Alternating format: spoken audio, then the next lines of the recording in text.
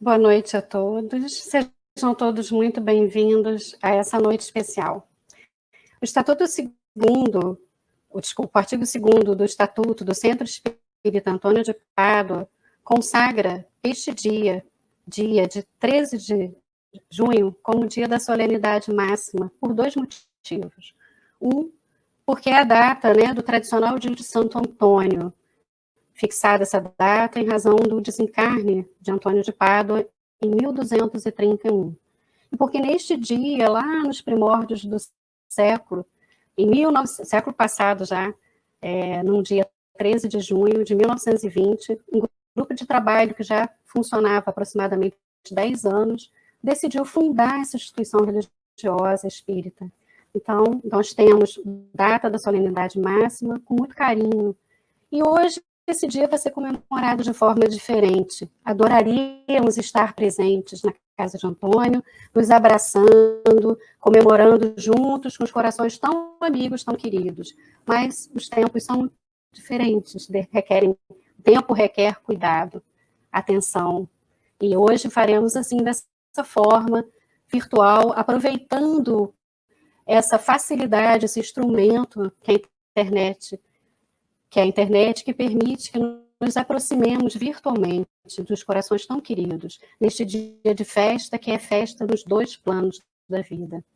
Nós agradecemos muito a presença de vocês e convidamos a Larissa Chaves para se juntar a nós nessa noite tão especial. Olá, boa noite a todos. Muito obrigada, Dorinha, pelo convite, pela oportunidade de estar com vocês, compartilhando desse momento de festa e de comemoração. Larissa, nós que agradecemos muito por seu carinho, sua atenção imediata em responder ao nosso convite. Nós estamos muito felizes. A Larissa é espírita, ela é da Sociedade Espírita Fraternidade, em Niterói, e também ela tem um canal que vale muito acompanhar, que se chama Inspiração Espírita, e no YouTube, que é maravilhoso, e nós vamos depois colocar o link aqui na descrição do vídeo. Antes de nós iniciarmos a palestra com a Larissa, nós gostaríamos de convidá-los para um breve passeio no tempo. Uma visita, pequenos registros de aniversários anteriores da nossa casa, bem antigos. São poucas fotos, poucas imagens, mas foi o que nós conseguimos buscar nesse momento de isolamento social. Então, convidamos a todos para uma viagem no tempo.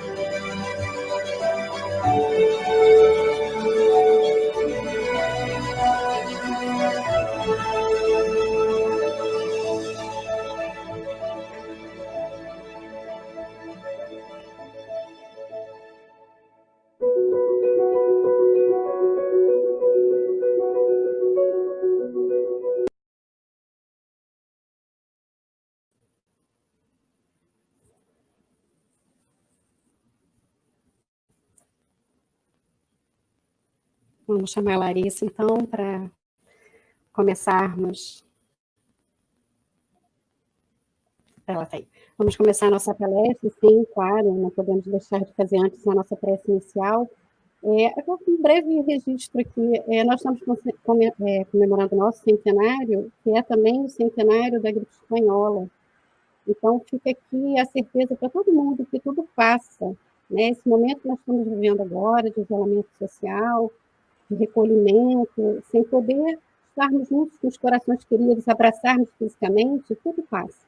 Em breve nós estaremos juntos novamente, mas com certeza e fé, tudo passa mais fácil. Vamos então à nossa prece inicial. A Larissa vai nos falar sobre cristianismo e espiritismo. Então vamos lá, fechando os olhos, serenando os corações. Deus Pai, Jesus, Mestre querido, Antônio de Pádua, espiritualidade amiga que cuida da nossa casa, rogamos bênção e proteção. Agradecemos imensamente por este dia especial e rogamos, Pai, que continue nos amparando, possamos continuar ouvindo a sua voz no silêncio das nossas almas, sob o amparo de amigos espirituais tão queridos. Que nossas vibrações de paz e amor e gratidão possam chegar aos fundadores da Casa de Antônio de Pádua e aos trabalhadores que nos antecederam nessa obra de amor. Os futuros trabalhadores, Pai, aqueles que irão nos substituir na caminhada, sejam inspirados pela espiritualidade maior e que tenham Jesus como mestre e Kardec como inspiração, não se afastando jamais do lema Cristo, amor e caridade. Aproveitamos, Pai, para pedir por todos que partiram vítimas do Covid-19, que estejam em paz e amparados pelo doce olhar de Cristo, que seus familiares sejam visitados pelo infinito amor de Jesus, e que suas almas entristecidas sejam acalentadas. Que sejamos envolvidos pelas palavras da Larissa, que elas elevem nosso pensamento, sensibilizem nossos corações e multipliquem nossas ações para o bem, para o nosso crescimento espiritual. Que a paz do Cristo seja conosco hoje e sempre, e que em breve, Senhor, possamos nos reunir fisicamente. Jesus.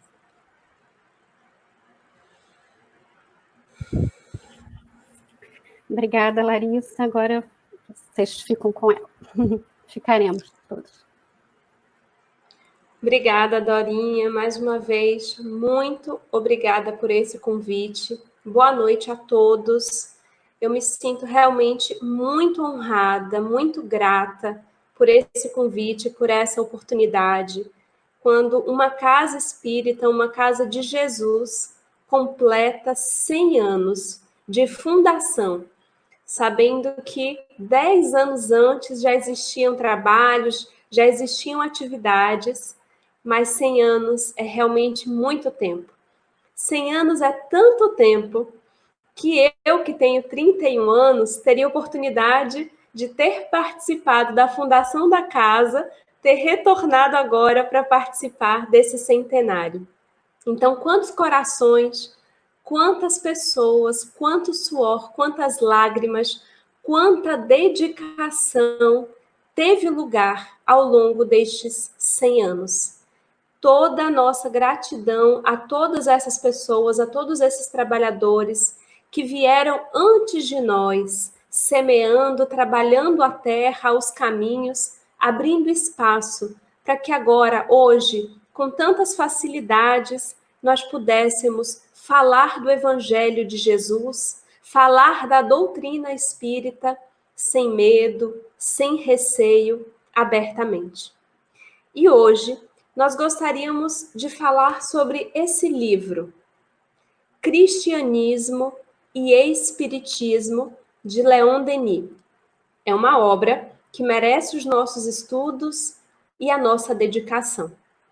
Estudar coisas que aconteceram antes de nós, fatos históricos, especialmente tão cuidadosamente separados por um grande estudioso como Leon Denis, por uma alma tão iluminada como esta, é uma tarefa de grande importância. É importante que a gente olhe para o passado com vistas ao presente e ao futuro, para que não repitamos os mesmos erros, os mesmos equívocos, para que não deslizemos nas mesmas cascas de banana. O lugar de onde Leon Denis escreve as páginas do livro Cristianismo e Espiritismo, dirá ele mesmo na introdução da obra, não é o lugar de alguém que tem quaisquer dificuldades com o cristianismo ou qualquer espírito de embate em relação ao próprio Cristo ou aos cristãos. Pelo contrário, Leon Denis é um grande admirador, como todos nós, da vida de Jesus, o Cristo, o nosso modelo e guia, nas palavras dos espíritos que responderam à questão de Allan Kardec em O Livro dos Espíritos, sobre uma referência em torno da purificação. Se estamos todos aqui na Terra caminhando em peregrinação rumo a essa purificação espiritual, Allan Kardec pergunta: quem seria a nossa referência? Quem seria aquele que já passou pela Terra e para o qual poderíamos olhar, enxergando ali um espírito já escolado, alguém que já passou pelas experiências de humanidade, já alcançou a angelitude e pode ser para cada um de nós, seus irmãos terrenos, um modelo e um guia. E os espíritos respondem: Jesus. Kardec acrescenta então comentários falando da grandiosidade da vida daquele que tantos e tantos historiadores gastariam páginas para descrever, mas poucos conseguiriam verdadeiramente seguir. E nessa obra de Leon Denis, ele vai então começar dizendo do seu apreço e da sua admiração pelo Cristo, mas da sua dificuldade de compreender como uma mensagem que começou entre os mais simples e mesmo entre aqueles ignorantes, entre o povo, poderia ter chegado às catedrais repletas de ouro e de tanta bonança. O que poderia ter acontecido nesse percurso entre o que iniciou a trajetória cristã e os dias de hoje, ou da época de Leon Denis, que já tem também um certo tempo, mas que mostram uma certa mistura entre a pureza da mensagem do Cristo, que, como a sua própria parábola nos disse, seria o trigo, a boa semente, e uma certa mistura de informações, deturpação, divisão, que aconteceu ao longo do caminho, que poderia ser aquele joio, aquela erva daninha que vai nascendo e se misturando à boa semente, sem que saibamos diferenciar o que é trigo e o que é joio. E então, nesta obra, Leon Denis nos convida, e ele deve ter pesquisado muito, porque são muitas as citações, muitas as notas e muitos os ensinamentos. Ele nos convida a uma viagem histórica. E nós, sinceramente e com humildade, porque não temos condições de fazer o mesmo nível e profundidade de uma viagem como o professor Leon Denis, mas gostaríamos também, nesses minutos que temos daqui por diante, de fazer uma pincelada dessa viagem através dos tempos, tentando compreender o que aconteceu entre os cristãos primitivos e o cristianismo que nós encontramos hoje. Para que, olhando o passado, tenhamos melhores condições de viver o presente e corrigir rotas, já que no passado éramos muitos de nós que lá estávamos.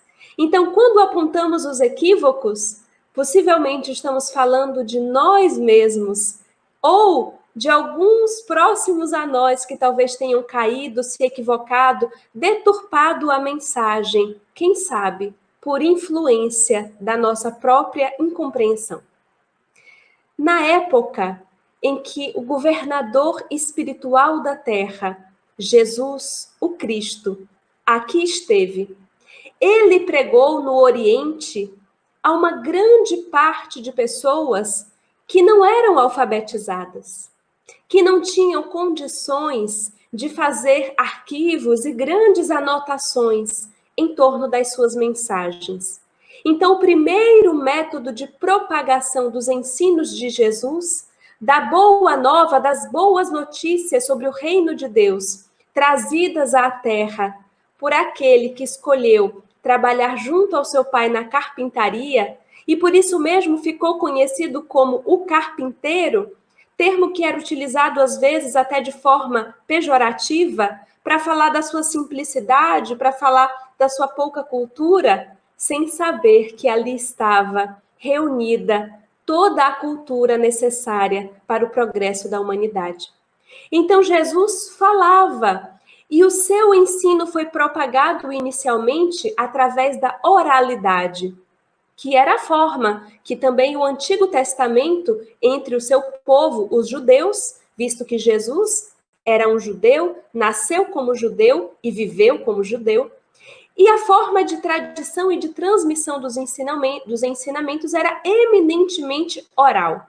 Existiam as escrituras do Antigo Testamento que eram estudadas por pessoas específicas, que tinham iniciação nos seus estudos, que tinham conhecimento e que tinham até mesmo uma certa rigidez no cumprimento desses ensinamentos.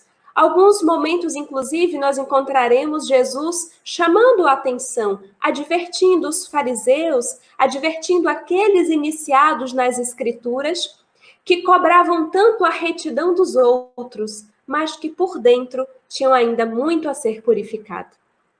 E então, com o passar do tempo, o que nós encontraremos? Após o retorno de Jesus ao plano espiritual, após a sua ressurreição, o seu aparecimento e a conclamação de que os seus discípulos se dividissem de 2 em 2, como está em Atos dos Apóstolos, e fizessem tudo aquilo que ele já havia ensinado, que ele já havia orientado, que seguissem as cidades, começando sempre pelos povos, daquele cercadinho do povo escolhido, começando pelo próprio povo judeu, para só mais tarde propagar aos gentios, aqueles que não eram judeus. Era um plano estratégico, porque certamente é mais fácil propagar uma ideia nova junto àqueles que já concordam em partes com a ideia, do que disseminar uma ideia nova de um Deus, de um Pai amoroso,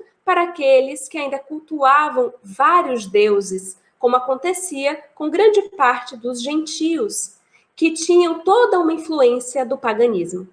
E então, esses discípulos, os apóstolos de Jesus, começarão essa trajetória. Partirão para várias localidades diferentes, começando a pregação da Boa Nova, a pregação do Evangelho. Vão fundando as primeiras igrejas, iglesias, as primeiras comunidades cristãs, que não tinham absolutamente nenhuma sofisticação, como acontece com grande parte das nossas casas espíritas, especialmente na sua fundação. Começando, às vezes, na casa de alguém que cede a sala, num pequeno espaço, e ao longo do tempo, com o esforço e suor de muitos, é que vamos conseguindo, então, um espaço um pouco maior para congregar mais corações. Nos primeiros anos de divulgação da mensagem da Boa Nova, os cristãos eram perseguidos estritamente ou prioritariamente pelos judeus que não eram cristãos, por aqueles que viam em Jesus um falso profeta ou simplesmente mais um dentre os vários profetas, mas não o Messias. Porque aqueles que acolheram Jesus como Jesus, o Cristo, como um mestre, esses consideraram que Jesus era aquele grande Messias anunciado nas Escrituras, e esses se tornaram cristãos. Mas aqueles outros que não consideravam isso, eles achavam que era muito perigoso a disseminação dessa mensagem, essa deturpação. Então, muitos deles denunciavam àqueles que eram os fiscais, os governantes de Roma, que dominava o império. Então, os judeus denunciavam os cristãos aos romanos, aqueles que eram responsáveis pela orientação, pela governança do povo. Nesse primeiro momento, nós não temos ainda os próprios imperadores romanos, os próprios governantes romanos perseguindo os cristãos, mas algumas perseguições locais, específicas, por denúncias e condenações do Sinédrio, como aconteceu com o próprio Jesus. O tempo há de correr muito rapidamente, e em 62 nós encontraremos no poder de Roma a grande nação que imperava frente a toda a humanidade, um homem com características psicológicas muito complexas, que no início agiu de forma muito populista, falando em ajudar os pobres e aos necessitados, mas rapidamente parece ter se desorientado de tal forma que foi responsável pela morte de sua mãe e de sua primeira esposa. As pessoas começaram a se assustar com o perfil de Nero e a perceber que ele era alguém muito perigoso para ter tanto poder nas mãos. Nero vai acusar os cristãos que já eram perseguidos aqui e acolá pelo incêndio destruidor que acometeu Roma. Porque muitas pessoas atribuíram este incêndio, e até hoje isso é um ponto de discussão entre os historiadores, muitos atribuíram este incêndio às excentricidades de Nero. E para tirar o foco dele mesmo e dessas acusações, ele há de afirmar que a culpa era daqueles que tinham uma determinada seita perseguida pelos judeus, da própria raça, os cristãos. E então, aquilo que acontecia de uma forma mais local, passa a ser um problema do próprio Império Romano, que toma às suas mãos a responsabilidade de assassinar os que se dissessem cristãos. E então, quando começava a finalizar o dia, nós poderíamos ver, se lá estivéssemos, postes humanos sendo queimados vivos para iluminar a noite, e eram os cristãos. Nero vai cometer muitas dessas excentricidades, e muitos cristãos que não optaram pelo caminho de renegar a sua crença, teriam de dar o seu testemunho e de semear aquele caminho dos primeiros cristãos, de semear aquela trajetória inicial da Boa Nova no mundo, através do próprio sangue, para que só mais tarde tivéssemos a oportunidade de propagar estes ensinos de uma forma mais tranquila e sem perseguições. Mas é interessante como, observando a história, nós conseguimos ver idas e vindas, aparentes avanços e também retrocessos. Passando no tempo mais alguns séculos, nós encontraremos alguns imperadores que permitirão que o cristianismo nascente era considerado ainda uma seita, mas que fosse propagado, que as pessoas cultuassem Jesus, o Cristo. Mas encontraremos também outros imperadores, como Diocleciano, como Maximiano, que serão capazes de perpetrar grandes abusos e grandes perseguições, de não apenas permitir que em certas localidades os cristãos fossem perseguidos, mas de obrigar qualquer um que se dissesse cristão a oferecer sacrifícios aos deuses pagãos. Caso contrário, seria permitido o seu assassínio, a sua morte e também de toda a sua família.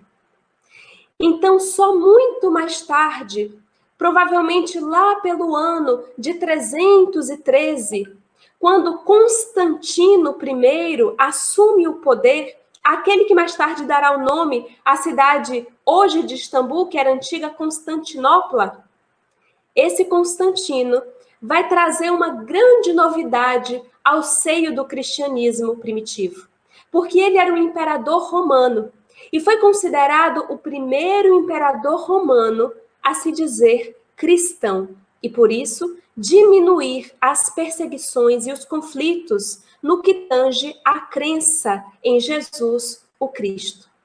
É interessante porque Constantino ele vai ter altos e baixos. Ele, ao mesmo tempo que se diz cristão, continuava cultuando os deuses pagãos.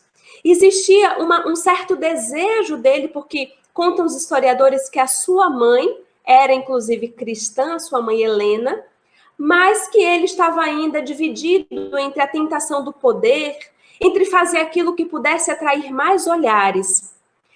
Numa das batalhas, reza a lenda que Constantino temia perder por poder, perder as batalhas. E então ele teria tido um sonho, e nesse sonho apareceria a ele a ordem de levar aquela cruz que aparecia à sua frente, um símbolo cristão, nas batalhas, e assim ele sairia vencedor. Assim ele o faz. E esse é o marco para que ele facilite a vida dos cristãos. Nesse momento, ainda era considerado uma seita, mas já era possível que as pessoas fossem cristãs sem tantas dificuldades.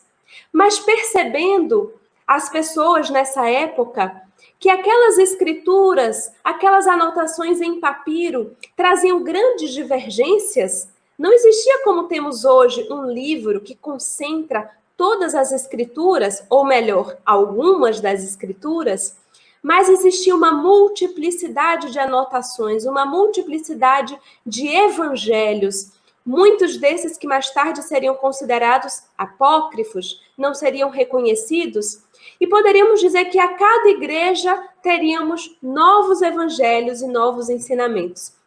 Porque, como dissemos no início, não era tão simples naquela época registrar os ensinos. Então foram feitas cópias, anotações. Eu pego uma parte aqui junto com outra ali. Essa parte que eu não entendo, eu vou dando o meu próprio toque. E assim muita informação se misturou e muita informação se perdeu. E então, aproximadamente em 300 e alguma coisa, mais adiante, é exatamente Constantino que vai conclamar aproximadamente 300 bispos cristãos à cidade de Niceia, para que ali eles pudessem realizar um concílio, o primeiro concílio, e chegar a alguma conclusão, a uma votação, a um certo consenso do que eram aqueles credos, aquelas diretrizes basilares para que alguém se dissesse cristão.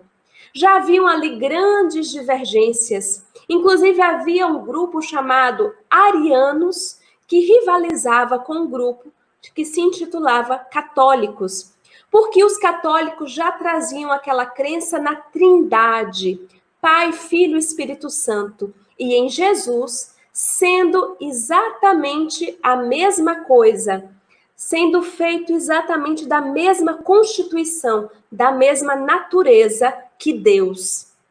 E os arianos eram um grupo que veio dos cristãos, mas que contestava essa afirmação.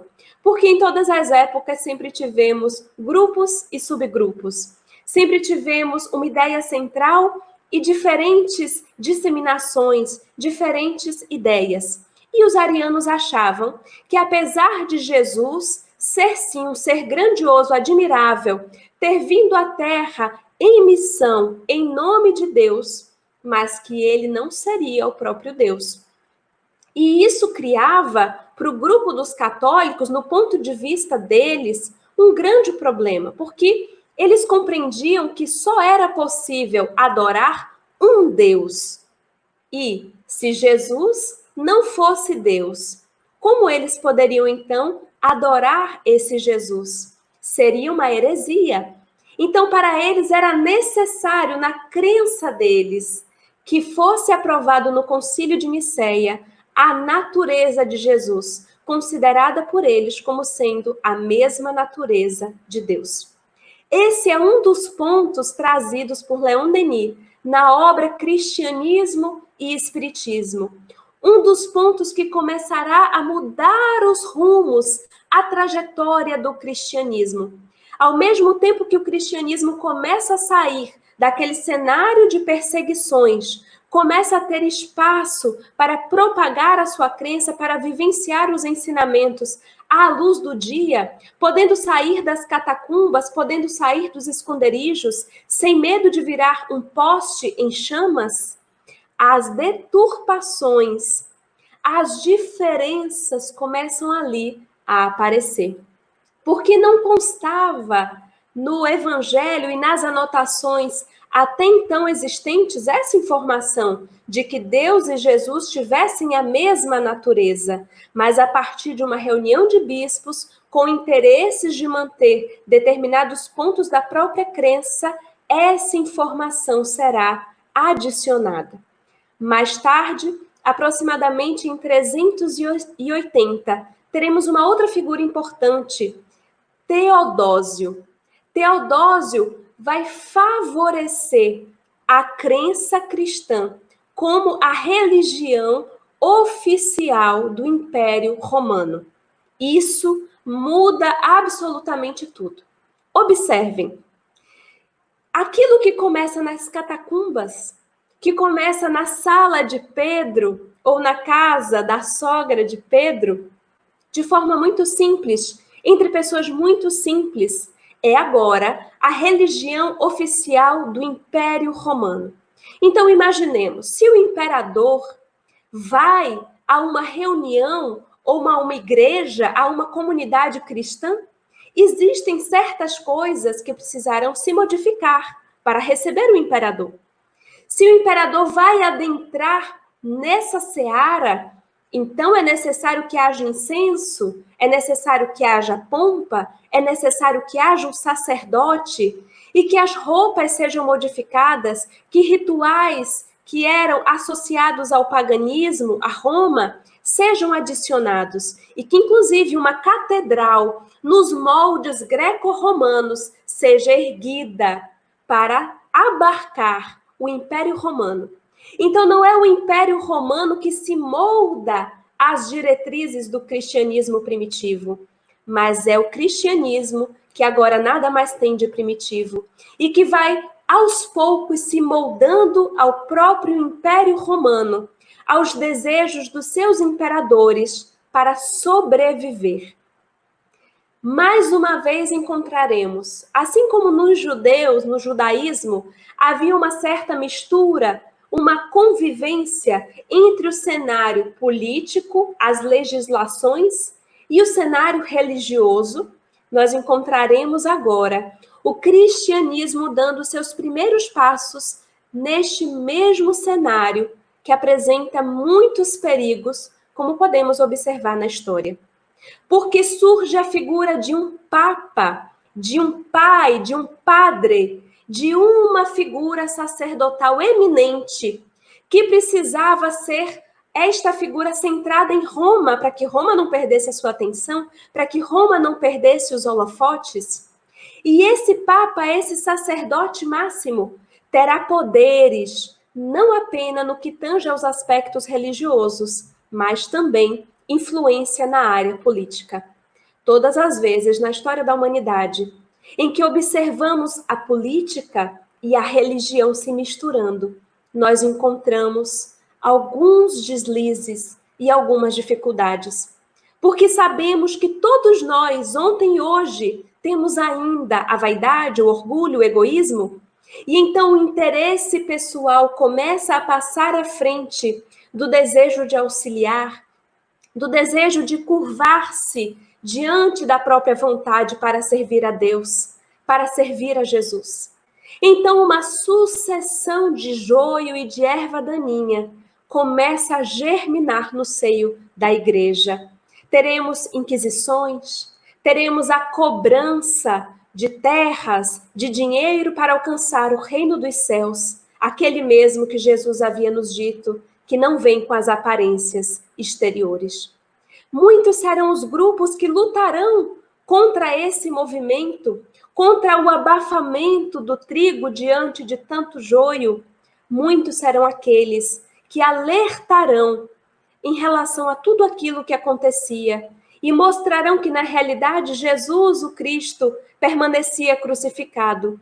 E os desejos e os anseios humanos passageiros tomavam a frente dos seus ensinamentos de amor, de perdão e de misericórdia.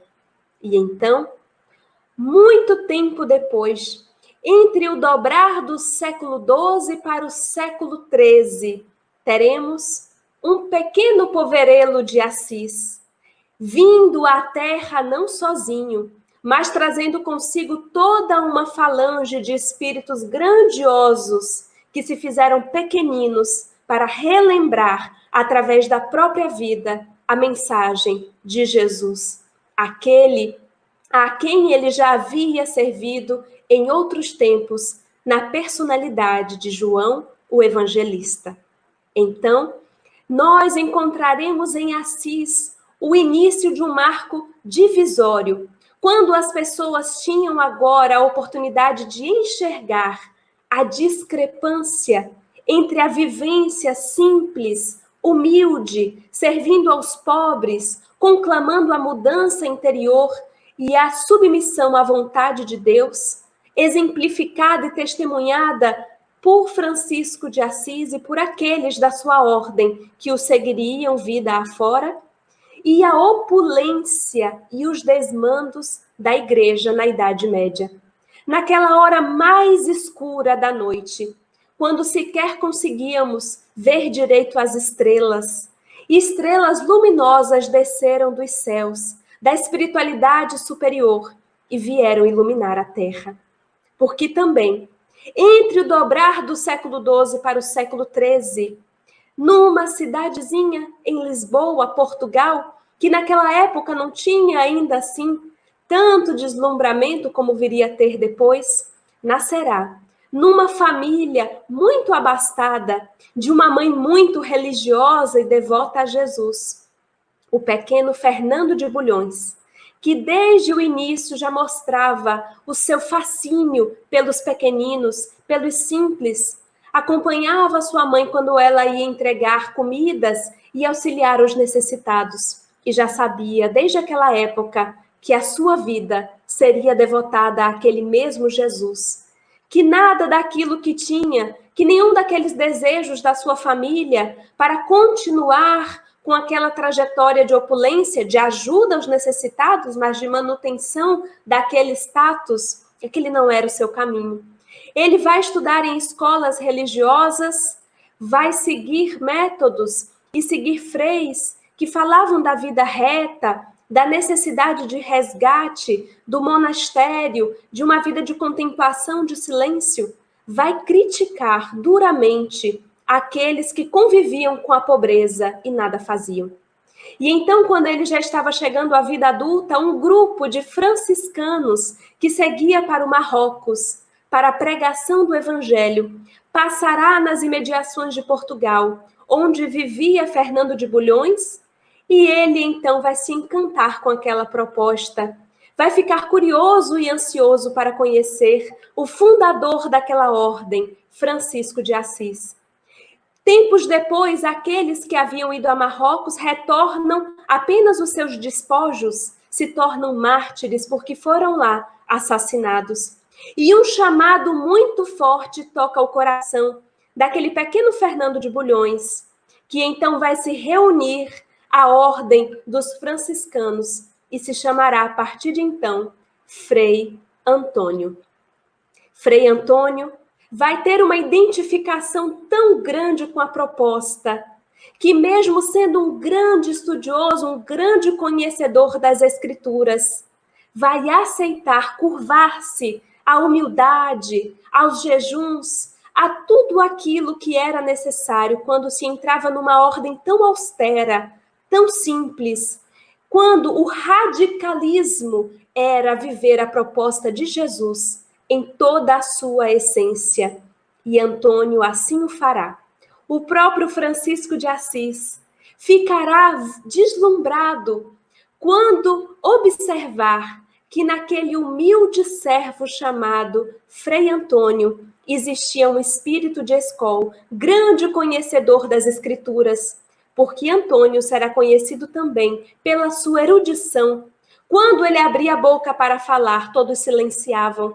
A própria irmã natureza fazia silêncio para escutar os seus discursos. Os seus discursos à natureza, nas cidades por onde passava.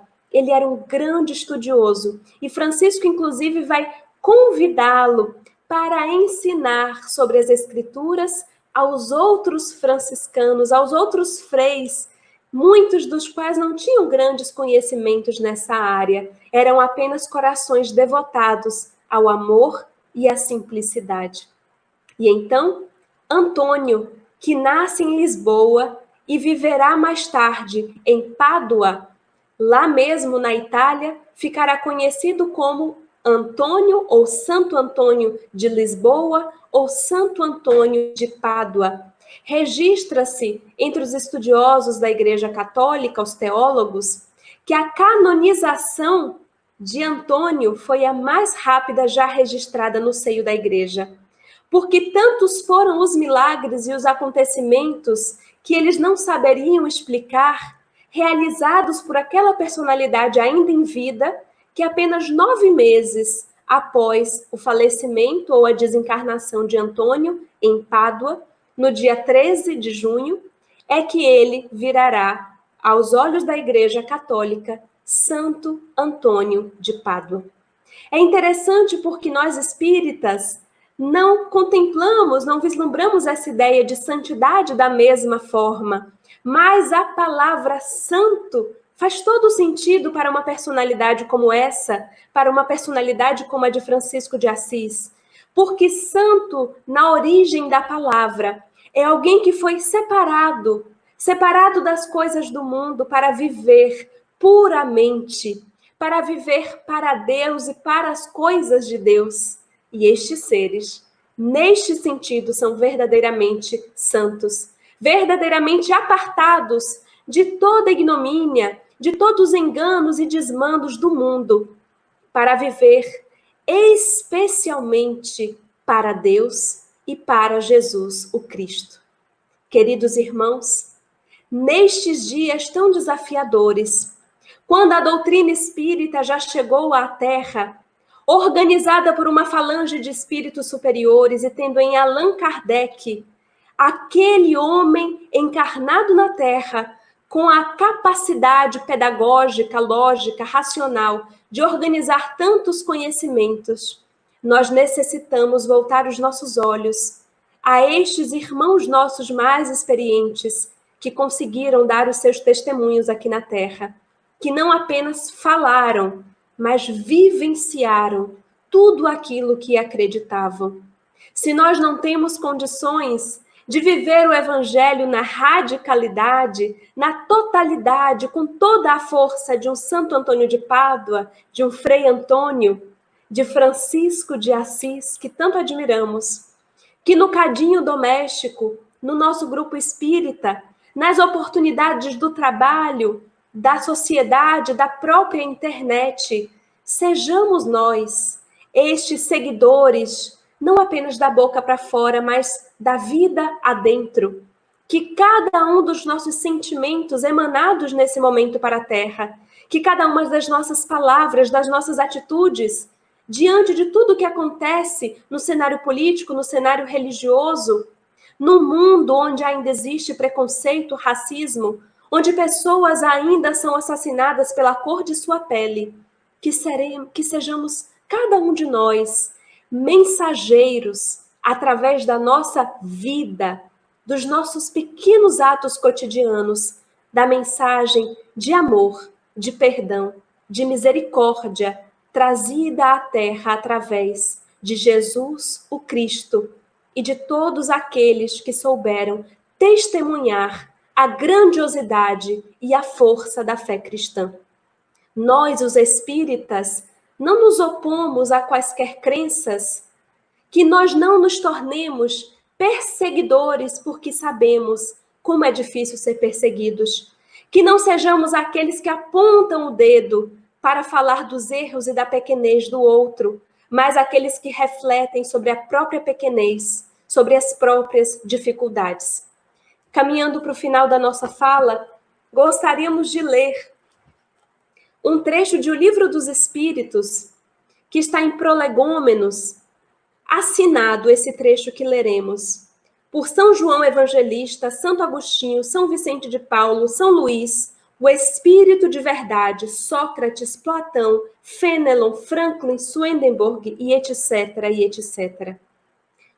O Prolegômenos de O Livro dos Espíritos foi assinado por santos da Igreja Católica, foi assinado por filósofos gregos, foi assinado por cientistas. E nós precisamos saber que a doutrina espírita nada mais é do que o cristianismo primitivo, que precisa ser mantido na sua essência, para que, mais uma vez, não nos percamos pelos caminhos do personalismo, da ignorância, pelos caminhos que outras vezes já derrapamos. Lembra-te, dizem os espíritos a Allan Kardec, de que os bons espíritos só dispensam assistência aos que servem a Deus com humildade e desinteresse, e que repudiam a todo aquele que busca no caminho do céu um degrau para as coisas da terra. Eles se afastam do orgulhoso e do ambicioso. O orgulho e a ambição serão sempre uma barreira entre o homem e Deus. São um véu lançado sobre as claridades celestes, e Deus não pode servir-se do cego para fazer que se compreenda a luz. No dia de hoje, quando o Centro Espírita Antônio de Pádua, que leva um nome tão importante nos seus registros históricos, completa 100 anos, nós precisamos realmente olhar para essas figuras e nos perguntar com muita sinceridade, no seio do movimento espírita que agora trabalhamos, a quem temos servido? Quem tem sido realmente o nosso modelo e guia? É Jesus, o Cristo? Porque se é Jesus, o Cristo, a sua mensagem de ontem permanece viva e necessária ainda hoje. Que saibamos amar a Deus sobre todas as coisas e ao próximo como a nós mesmos. E que sejamos conhecidos e reconhecidos por muito nos amarmos. Estes são os nossos votos para os próximos 100 anos. Muito obrigada a todos e chamamos agora a Dorinha para que a gente possa fazer a nossa prece final com votos de muita gratidão, de bênçãos e de paz a todos os corações que fizeram parte dessa trajetória. Então vamos fechar os nossos olhos, elevar os nossos pensamentos em gratidão a Deus. Senhor e Mestre Jesus, aqui nos encontramos reunidos com o coração repleto de gratidão, de harmonia, de elevação. Gratos por esses espíritos eminentes que acenderam luzes quando a noite parecia tão escura. E agora, Senhor, quando parece que avistamos uma nova escuridão, quando as nossas esperanças, quando a nossa fé é mais uma vez procurada pelos espíritos benfeitores, quando somos testados, desafiados diariamente, na nossa humildade, no nosso serviço e na nossa abnegação. Sejamos aqueles, Mestre, que vivenciam através dos atos e da vida o teu amor, a tua misericórdia. Que as nossas palavras sejam de edificação, que as nossas palavras sejam capazes de soerguer os nossos irmãos. E que quando, Senhor, o revide, a agressão e a violência nos visitem, saibamos silenciar, saibamos perdoar. Que tenhamos a coragem da fé e da fidelidade.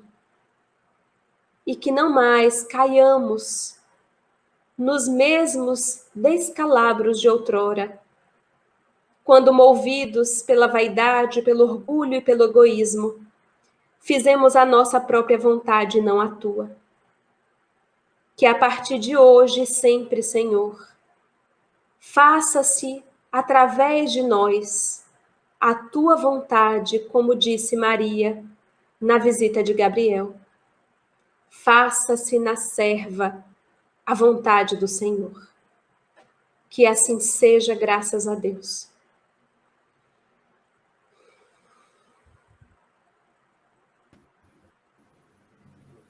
Larissa, muito obrigada pelo carinho, por essas palavras doces, carinhosas, que fazem, quem sabe, né, toquem mais o nosso coração e nos possibilitem mudar nossas atitudes, nossas ações, compreendermos melhor o Espiritismo e principalmente o cristianismo.